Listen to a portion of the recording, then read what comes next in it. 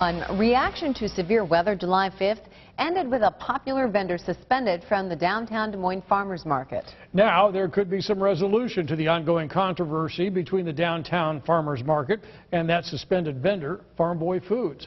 KCCI's Marcus McIntosh live from Court Avenue with our top story. Marcus. Kevin and Stacy, we're here on Court Avenue where on a Saturday morning you will see nothing but vendors and shoppers here taking advantage of all the downtown Farmers Market has to offer. Farm Boy Foods' 8-week suspension from the market is set to run through August, but a desired meeting between Farm Boys and the Farmers Market could see that change. The downtown Farmers Market is cleared suspended operations for a few hours Saturday, July 5th due to concerns about a thunderstorm and the safety risk to everyone involved. So all vendors are required to close during the delay. We had only one vendor that openly refused to stop selling. They knew the consequences of selling in an emergency. It is also spelled out in the rules set forth for the downtown Farmers Market. Every vendor must read and initial.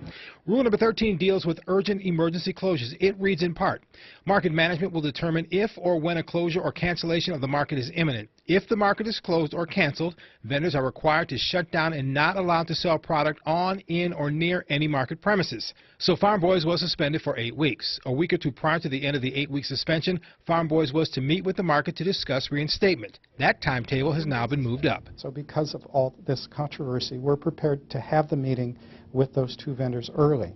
Something that is welcome but comes as a surprise to Farm Boys Foods. It seemed like they were very set in their mind that they were not going to allow us back. When we spoke to Nina, she had not yet heard from the market but is anxiously awaiting that call. Personally, I won't be satisfied until I get that phone call from the Downtown Community Alliance asking us to meet with them. But there are no guarantees. There are 3 possible outcomes from the meeting. 1, the suspension is lifted early.